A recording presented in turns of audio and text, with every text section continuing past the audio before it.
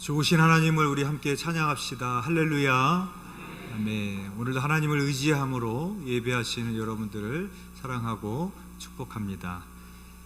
성경을 보면 사람들의 관심사와 하나님의 관심사가 서로 엇갈리게 되는 것을 보게 됩니다. 오늘 본문에도 그러한 모습이 나타납니다. 오늘 본문의 내용은 예수님께서 십자가에서 죽으시고 부활하셔서 제자들에게 40일 동안 보이신 후에 이제 하늘로 승천하시기 전에 마지막으로 당부하시는 말씀입니다. 부활하신 예수님께서는 제자들에게 예루살렘을 떠나지 말고 내게 들은 바 아버지께서 약속하신 것을 기다리라고 말씀하셨습니다. 그런데 제자들은 이 말씀을 예수님께서 이스라엘 나라를 다시 회복할 것으로 받아들였습니다. 그래서 제자들은 예수님께 이렇게 물었습니다. 오늘 본문 사도행전 1장 6절의 말씀입니다. 우리 함께 합독하겠습니다. 시작. 그들이 모였을 때에 예수께 여쭈어 이르되 주께서 이스라엘 나라를 회복하심이 이때이니까 하니. 아멘. 제자들의 질문을 보면 그들의 관심사가 나타납니다. 그들의 관심사는 죽음에서 다시 사신 예수님께서 로마로부터 이스라엘 나라를 다시 회복시키실 것에 대한 기대를 가지고 있었습니다. 그래서 이스라엘 나라를 회복하심이 이때이니까 라고 묻게 된 것입니다. 제자들은 하나님의 나라보다는 세상 나라에 더 관심이 있었습니다. 그러나 예수님은 이스라엘의 국권을 회복하기 위해 이 땅에 오신 것이 아니라 영원한 하늘나라를 세우기 위하여 이 땅에 오셨습니다. 또한 제자들의 관심사는 때와 시기에 있었습니다. 그래서 이스라엘 나라를 회복하심이 이때이니까 라고 묻고 있습니다. 그러나 예수님은 제자들의 질문에 이렇게 대답하십니다. 사도행전 1장 7절의 말씀 우리 함께 합독하겠습니다. 시작. 이르시되 때와 시기는 아버지께서 자기의 권한에 두셨으니 너희가 알 바 아니요. 때와 시기는 아버지의 권한에 두셨으니 너희가 알 바가 아니라는 것입니다. 우리는 늘 언제에 관심을 갖고 살아갑니다. 그래서 종말에 관하여서도 우리는 그날이 언제인지에 관심을 갖습니다. 그러한 사람들을 향하여서 성경은 이렇게 말씀하십니다.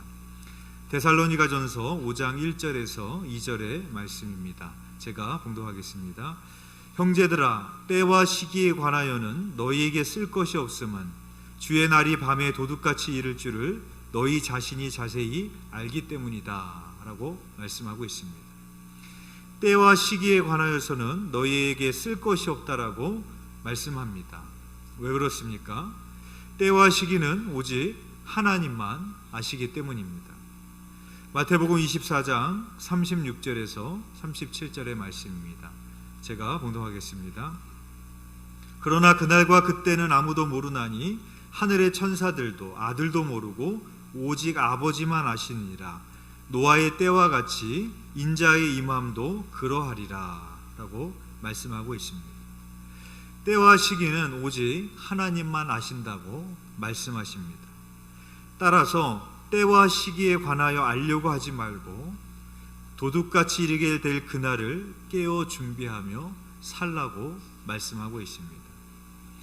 우리의 관심사는 언제에 있습니다. 그러나 주님의 관심사는 언제가 아니라 어떻게에 있습니다. 종말의 때가 언제인지에 관심을 갖는 것이 아니라 도적같이 이르게 될 날을 위하여 어떻게 살아야 될지에 대해서 관심을 가지라는 것입니다. 집에서 엄마가 오랫동안 외출을 했는데 아이가 아빠한테 물어봅니다. 아빠, 엄마 언제 와? 그랬더니 아빠가 대답하기를 야, 너 숙제 다 했어? 방 청소는 했어? 그렇게 대답을 합니다. 마치 아빠의 대답은 동문서답하는 것처럼 엉뚱한 대답을 하는 것처럼 보입니다. 그런데 아빠가 하고 있는 말의 의미는 뭡니까? 야, 엄마 오고 있어. 엄마 올 거야. 근데 너 할 일 다 했어? 이렇게 대답을 해주고 있는 것이죠. 오늘 본문에서도 마치 그와 같이 주님께서는 언제냐고 묻는 제자들에게 어떻게 살아야 될지에 대해서 말씀해 주고 있는 것입니다. 오늘 보면 사도행전 1장 8절의 말씀입니다. 우리 함께 읽어보겠습니다. 시작. 오직 성령이 너희에게 임하시면 너희가 권능을 받고 예루살렘과 온 유대와 사마리아 땅끝까지 이르러 내 증인이 되리라 하시니라. 아멘. 주님께서 제자들에게 말씀하시는 것은 언제가 아니라 지금 너희들이 관심을 가져야 될 것은 종말의 때가 언제냐는 것이 아니라 성령을 받고 주님의 증인으로 살아가야 됨을 우리들에게 말씀하고 있는 것입니다. 우리는 살다 보면 힘든 시간들을 지나가게 됩니다. 힘든 시간을 지나가고 있는 사람이 가장 많이 쓰는 의문사는 언제까지라는 겁니다. 그래서 시편에 보면은 언제까지입니까? 어느 때까지입니까? 라는 그런 말이 대단히 많이 나옵니다. 하박국도 나라가 멸망해 가는 것을 보면서 하나님께 어느 때까지일까? 라고 물었습니다. 힘든 시간을 보내는 사람이 가장 견디기 어려운 것은 언제까지인 줄을 모를 때입니다. 군대에 갔는데 언제 전역할 줄을 모른다고 생각해 보십시오. 아마 그 하루가 지옥 같을 것입니다. 언제인 줄을 아느냐 모르냐에 따라서 고통의 강도가 달라지는 겁니다. 사람이 가장 힘든 때는 지금 힘든 게 언제까지인 줄을 모를 때입니다. 그때 사람은 희망을 놓아버리게 된다고 합니다. 이단들의 대표적인 특징은 언제인 줄을 말해주는 겁니다. 주님이 다시 오시는데 몇 월 며칠 날 온다, 언제 온다, 그렇게 말해줍니다. 그래서 많은 사람들이 더 이단에 매혹되기도 하고 빠지기도 하는 것입니다. 제자들은 예수님에게 이스라엘을 회복하심이 이때입니까? 이제 이스라엘을 독립을 하는 겁니까? 언제입니까? 라고 그렇게 물었지만 예수님은 언제가 아니라 어떻게로 대답해 주십니다. 언제는 너희가 알 바가 아니야. 예루살렘과 온 유대와 사마리아 땅끝까지 이르러 내 증인이 되라. 그러면 성령님이 세상 끝날까지 너희와 항상 함께 하실 거야. 그렇게 대답해 주시는 것입니다. 하나님은 언제입니까? 라고 물었던 하박국에게도 언제가 아니라 어떻게로 대답해 주십니다. 이 묵시는 정한 때가 있나니 그 종말이 속히 이르겠고 결코 거짓되지 아니하리라. 비록 더딜지라도 기다리라. 지체되지 않고 반드시 응하리라. 오직 의인은 믿음으로 말미암아 살리라 라고 말씀해 주십니다. 비록 지금 너에게는 더디가는 것 같고 지체되어 보일지라도 반드시 하나님의 말씀은 응한다. 오직 믿음으로 살아라. 그렇게 대답해 주시는 것입니다. 근데 오늘 예수님께서 말씀하고 계시는 땅끝은 어디일까요? 나로부터 가장 먼 곳이 땅끝일까요? 예수님 당시에는 스페인을 땅끝으로 생각했습니다. 그러나 이제는 지구가 둥글다라는 것을 우리는 다 알고 있기 때문에 스페인을 땅끝으로 여긴다라는 것은 부적절한 해석일 것입니다. 그렇다면 땅끝은 어디일까? 예수님께서 말씀하신 땅끝이라는 이 말의 반대말을 생각해 보면 우리가 알 수가 있습니다. 끝의 반대말은 뭐죠? 시작입니다.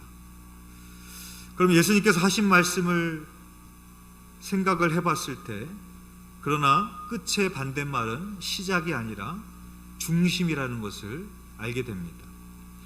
오늘 보면 사도행전 1장 8절에서 예수님이 이렇게 말씀하셨습니다. 오직 성령이 너희에게 임하시면 너희가 권능을 받고 예루살렘과 온 유대와 사마리아 땅끝까지 이르러 내 증인이 되리라 하시니라 라고 말하고 있습니다. 그러니까 예수님이 하신 말씀을 보면 땅끝의 반대에 해당하는 말은 예루살렘입니다. 그 예루살렘은 어디입니까? 성전이 있는 곳이고 유대인들의 모든 삶의 중심지입니다. 그러므로 모든 것의 중심이 되는 예루살렘만 있는 것이 아니라 그 중심으로부터 벗어나서 너희가 차별하고 혐오하고 가기 싫어하는 사마리아에도 가라. 삶의 중심부에만 머물러 있지 말고 삶의 가장자리에 있는 사람들에게도 가라고 말씀하시는 것입니다. 끝의 반대말이 시작이면 끝은 하나의 점에 불과하게 됩니다. 그러나 끝의 반대말이 중심이라면 끝은 무한해지는 겁니다. 원의 중심으로부터 끝이 되는 점에 점을 찍어 보십시오. 그 중심을 향해서 모든 방향으로 수많은 점을 찍을 수 있습니다. 그 끝은 무한하게 되는 겁니다. 그래서 땅 끝은 모든 사람에게 다 똑같지 않습니다. 원의 중심에서 내가 어떤 방향을 바라보고 있느냐에 따라서 그 끝은 저마다 다르게 되어져 있습니다. 그래서 어떤 사람에게는 아프리카에 있는 사람들이 땅끝이 될 수 있고, 또 어떤 사람에게는 우리 가정이 땅끝이 될 수도 있고, 또 어떤 사람에게는 나와 동일한 상처를 경험했던 사람들이 다 그 땅끝이 될 수 있는 겁니다. 그래서 그 땅끝은 저마다 다르고 무한한 겁니다. 모든 사람들이 저마다 자기의 땅끝을 향하여 나아가서 함께 손을 잡고 있는 모습을 상상해 보십시오. 모든 사람들이 자기의 땅끝으로 나아가게 되면 나아가면 나아갈수록 하나님의 나라는 확장되게 되는 겁니다. 그러나 모두 다 땅끝으로 나아가지 않고 중심에만 머물러 있으려고 한다면 하나님의 나라는 좁아질 수밖에 없을 것입니다. 막장이라는 말이 있습니다. 석탄을 캐기 위해 뚫어놓은 갱도의 맨 마지막을 의미하는 것으로서 가장 밑바닥을 말합니다. 그래서 우리는 막장까지 갔다라는 말을 쓰기도 하죠. 예수님의 삶의 방향은 명확했습니다. 중심에서 끝으로 가셨습니다. 본체는 하나님이시지만 그 본체에만 머무르셨던 것이 아니라 자기를 비우시고 인간의 몸으로 오셨고 종의 형체로, 그리고 십자가의 죽음으로 무덤으로 저 땅끝까지 내려가셨던 분이 바로 예수님이었습니다. 가장 땅끝으로, 가장 막장까지 가셨던 분이 바로 예수님이셨던 것입니다. 그러니까 우리보다 먼저 땅끝으로 가셨던 분이 예수님이었습니다. 우리보다 먼저 땅끝까지 가셨기에 예수님을 믿는 우리들에게 하나님의 구원이 선물로 임할 수 있었음을 보게 되어지는 것입니다. 지난 24일에 예정되었던 한국형 발사체인 누리호가 제어 컴퓨터 간 통신 장애로 인해서 발사가 중단이 됐습니다. 온 국민이 기대하고 있는 상황에서 누리호 발사를 포기할 수 있다라는 그 관측이 나오면서 적막감이 돌게 되었습니다. 그리고 연구진들이 가졌던 부담감은 이루 말할 수 없었다고 합니다. 연구진 40여 명이 긴급 투입이 되었고 5가지 가설을 세우고 검증에 들어갔습니다.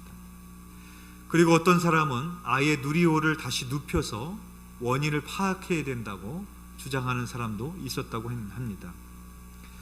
새벽 4시쯤 총책임자는 연구원들에게 이제 그만 쉬어라 라고 말했지만 연구원들은 시간을 더 달라고 했고 기적적으로 문제를 해결했습니다.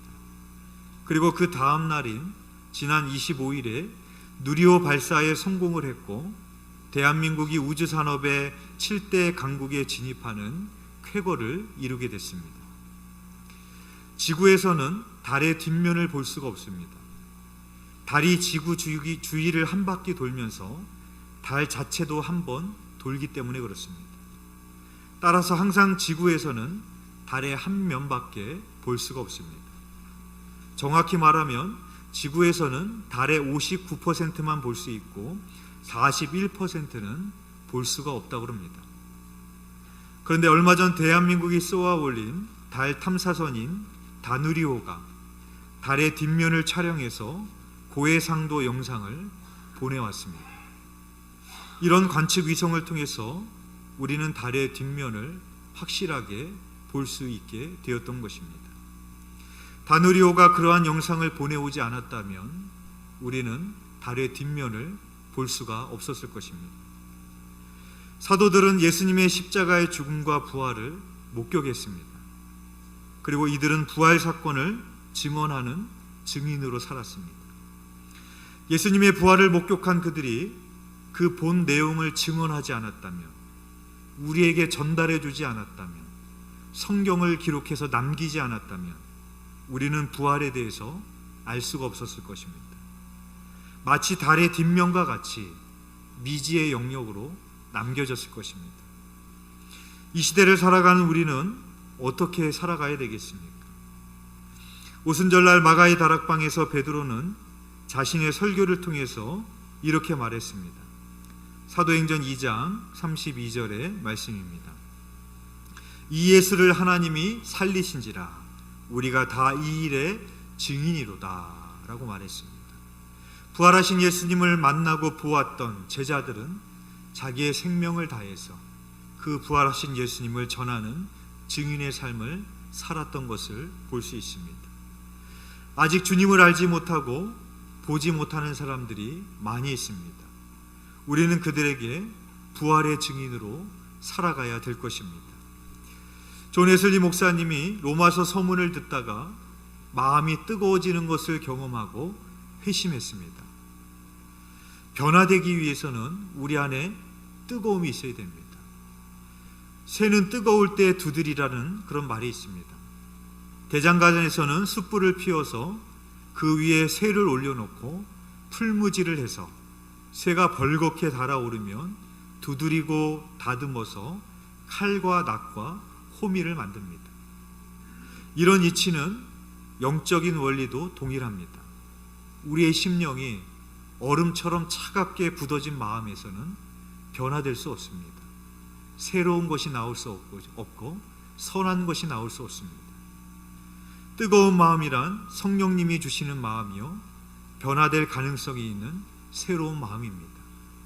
성령님이 우리에게 임하실 때, 우리의 마음이 뜨거워질 때 우리는 그 뜨거움으로 복음을 전달할 수 있는 복음의 매개체가 될 수 있는 것이고, 그 뜨거워진 마음을 주님께서 사용하실 때 우리를 두드리시고 연달하셔서 하나님의 도구로 우리는 쓰임받을 수 있는 것입니다.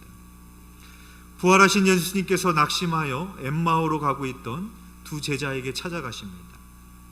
그리고 그들과 함께 유하시며 떡을 떼어주실 때 그들의 눈이 밝아져 부활하신 예수님을 보았습니다.